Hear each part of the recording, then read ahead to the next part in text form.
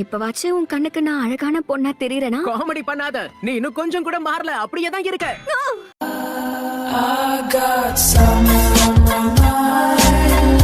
Sand வில்லேஜ்ல இவர்தான் சக்தி வாய்ந்த காசி காக்கி. அவர் மாயமா மறைஞ்சிட்டாரு அப்படின்னா சாசூரி இதுக்கு காரணம் நீதானா? ஆமா கேள்வி, நானே தான். ரிட்டையர் ஆன கேள்வியை பத்தி இனி நான் ஏன் பயப்படணும்? காடு வாங்குது, வீடு போங்குது, நீங்க பழி வாங்க போறீங்களா?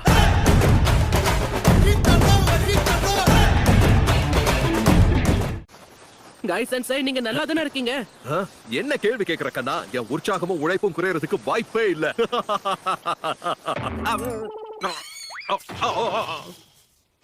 கைஸ் அண்ட் சைடு,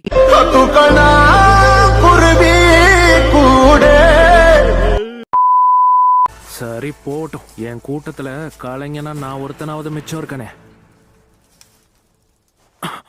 மட்டிக்கினாரு ஒருத்தர் இவரை காப்பாத்தணும் கத்திரி, இவரை காப்பாத்தணும் கத்திரி. என்ன ஒரு ஆச்சரியம், ஒரு வழியா டேடரா கதையும் முடிச்சிட்டாங்க போல இருக்கே. அதுவும் சாதாரணமா இல்லையே, வேட்டை கொடுத்து கையிலே கொடுத்துருக்காங்கன்னு நினைக்கிறேன். இந்த இடத்த தொலைவனா இவனோட பாடி பார்ட்ஸ் எல்லாம் கிடைக்கும் போல இருக்கு. மரியாதையா என் கைய விடுற அறிவு கட்டவனே. ஏய், நீ இன்னும் சாவலியா?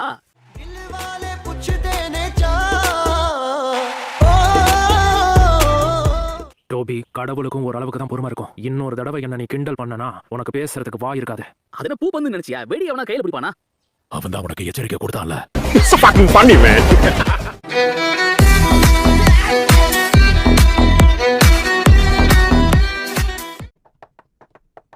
இருங்க லேடி சுனாரி, இந்த படக்கு இப்ப நான் ரெஸ்டாரண்ட் மிஷனை கொடுக்க போறேன். நிஜமாவா? எஸ் ரேங்க் மிஷனா? நிஜமாவா? நீங்க நல்லா தானே இருக்கீங்க எபிசோ சென்சே?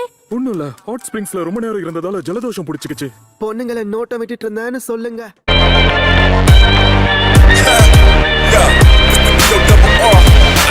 அவரோட பர்சனாலிட்டியை பொறுத்து தான் அவங்களுக்கு மோஸ்ட்லி நிக்நேம் வைப்பாங்க.